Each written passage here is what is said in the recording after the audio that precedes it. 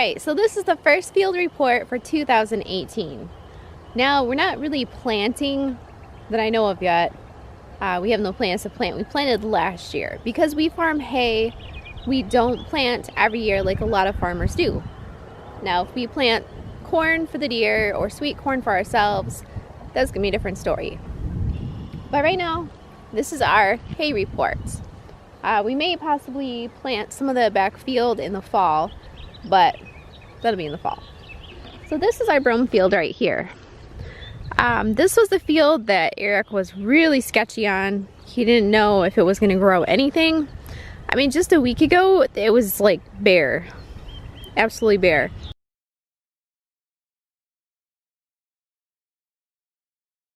So that's one reason why I'm doing the video, is to just kind of document the brome grass growing up. You can still see it's kind of coming up right here. There's a lot of weeds. Not surprised about that at all. Last year when we ended this season, there's about this much grass here. The weeds were just starting to kind of kick in. I'm not a fan of weed killer, but in a case like this, I would probably consider it, just to kind of help the brome get a little bit better foothold. Brome is notorious for being a very hard to establish grass. But one of the reasons I chose brome was because this area tends to be a little bit more wet. As you can see, the ground has a lot of the cracks and stuff in it. This isn't a heavy clay soil. It's actually right near the bottom areas. All these are bottom areas, drainage areas. That's a pond over there. So this is a totally different type of ground than our orchard grass back there. I wanted something a little bit different than orchard grass because we have a pure strain of orchard grass, and none of the mixes that the feed mill carried are what I call horse safe. Now, they market them for horses, but that doesn't mean that they're actually tested for horses. A lot of what feed companies sell, they make for cows. And they put a couple mixes together and say, well, here's a good mix for horses.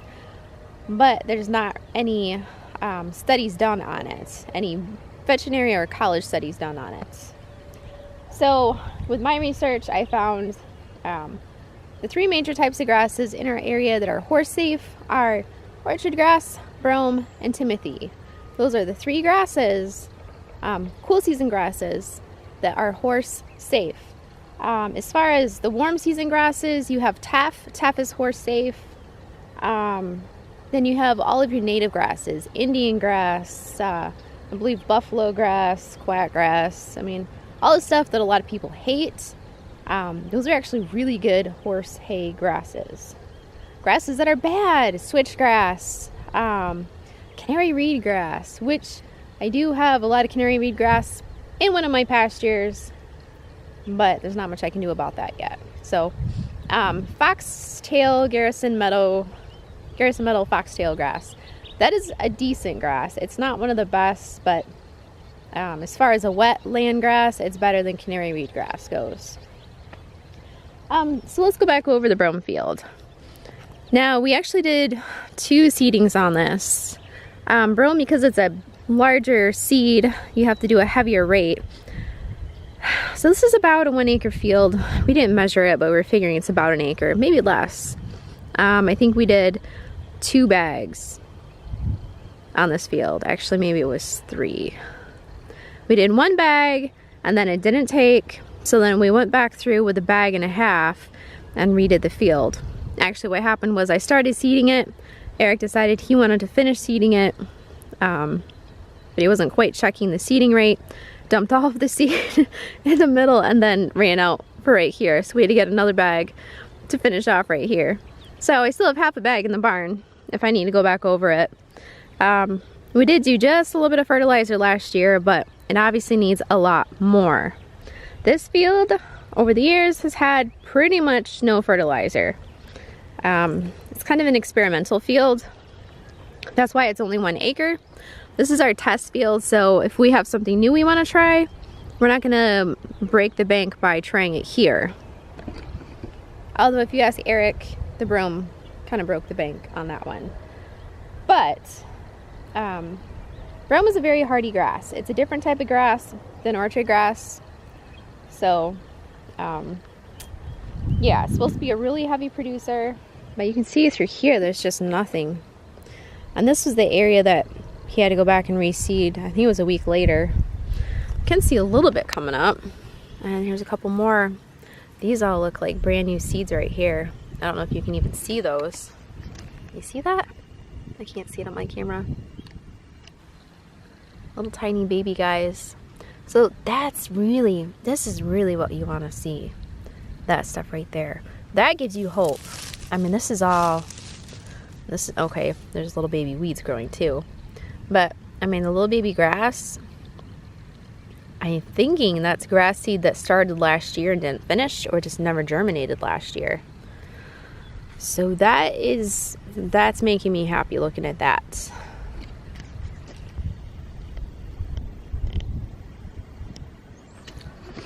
Now, unlike a lot of you guys, we haven't hardly had any rain. Just like last year when we planted this field, we planted it, and there was rain in the forecast, and rain in the forecast, and rain in the forecast, but it went right by us. So we ended up with a drought that year. So that's why we had to replant, because it got hit with just a little tiny bit of rain, enough to start germinating the seed, and then nothing. So I think this field will recover. Again, looking down this other bare spot, you can see one seed there. There's not a lot of seeds in here. There's one right there maybe. I think if we could hit this with some rain, we're supposed to get rain this weekend, rain and fertilizer, and see what this field can do. I don't want to give up on it yet. I know Eric wants to just till it all under and be done with it. But seeing the little tiny grass guys come up, I think it might recover. It's gonna be a little bit of a struggle, but I think we can get it. And so last year we did teff out in this field last year, and teff did great out here. Teff is one of those that you plant later in the year if you're gonna plant it in Michigan, because it doesn't really warm up here until like June. So that's when you plant. It's pretty much like the end of May-ish. And I don't know if I could plant teff grass over top of this and kind of have both of them growing. I'm not sure. Typically teff is a monoculture, which means you just plant one type of something. And this brome is a monoculture as well as the orchard grass. They're all monoculture varieties. That's just the way I chose to go. So you can see out here, there is little tiny grass guys growing. So that makes me feel a lot better. Oh, look at this. Look what else I found.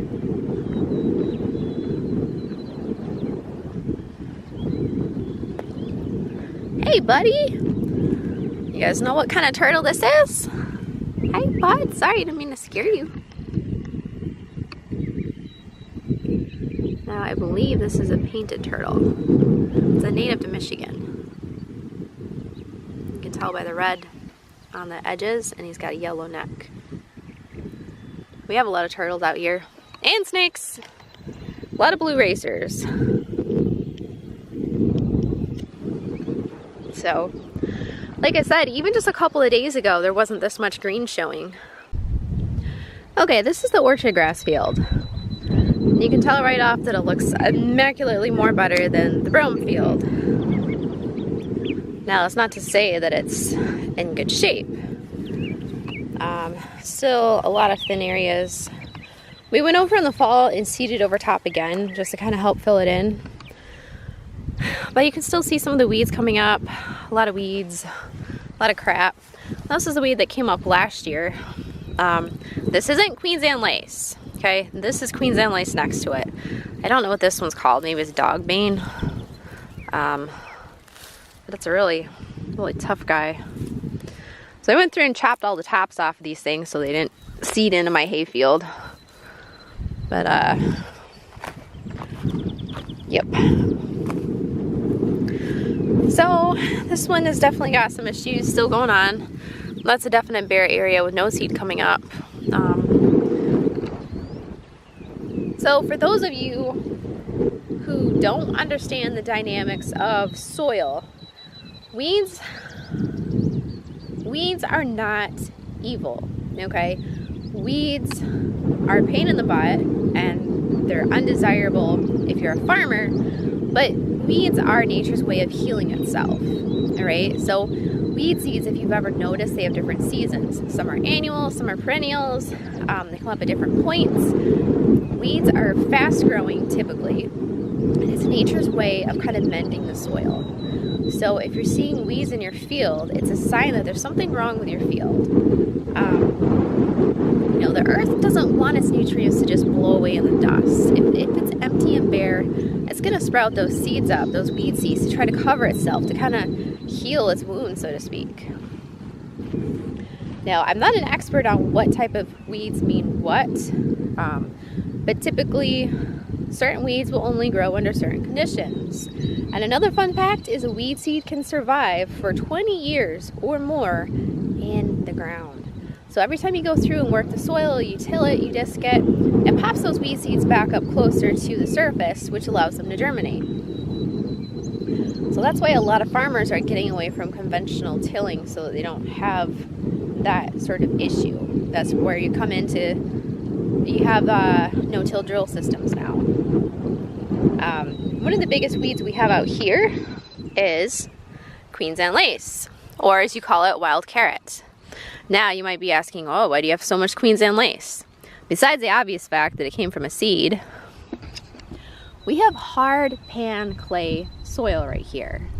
Now here's an interesting fact too. What type of root system does a Queensland lace have? A carrot, right? They have a very large carrot taproot system of growing, okay? They can grow really far down into the ground. What does taproot do? It actually helps break apart the soil. It helps loosen it. It helps get oxygen down into the soil. So the Queensland lace is actually trying to help your soil. Now, do I want Queensland lace in my field? No, I'd rather have it growing straight grass.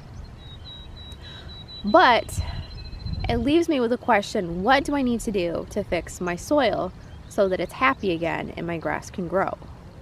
Now, Queensland lace doesn't typically like to grow in sand. Sand is loose, okay? So those of you who live in the city and you don't put weed control down on your soil, take a look at your grass out of curiosity and see what types of weeds are growing. We have lots of strawberry growing out here. Now this area right here tends to be a little bit more sandy. Over here you got a little bit of Queensland lace. And then I think this is chicory. This is actually an herb, and a lot of these are herbs. This is an herb, this is an herb. That's delicious to eat. If you've never had wild strawberry, seriously, you are missing out. Sometimes before the hay gets too tall, I come out here with a basket and I collect all of the wild strawberries. I never end up with enough to make jam because I eat too many of them, but so that is the state of my hayfield. So a lot of work to go. And if you don't recall, when we bought the property, there were already hayfields out here, and it was just growing a mix of random grasses. Now, when we started doing hay, the only thing we knew was how to make good dry hay for horses. We figured that hayfields were just like lawns. You cut it and it keeps on growing.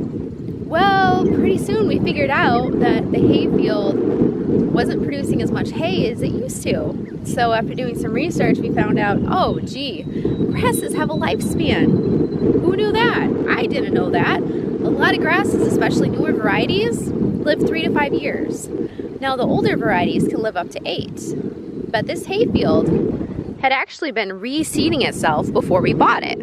So the grasses never had a chance to really die out until we bought it 5 years ago.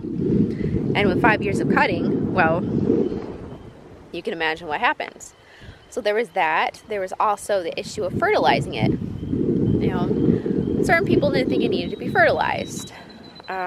We found out pretty quick that the areas that got more fertilizer grew extra thick and dense compared to the areas with no fertilizer or little fertilizer. So that's one of my main objectives this year, is to acquire a consistent fertilizer source. In years past, we would get the chemical fertilizer from the feed mill, and that was hit or miss. You didn't know when you could get it, you didn't know if they had the cart available to rent, because we don't have equipment to spread it, so we had to rent the equipment from the feed mill. And I don't think our horses and cows produce quite enough poop for us to put on the fields. Besides the fact, we don't have a spreader. Did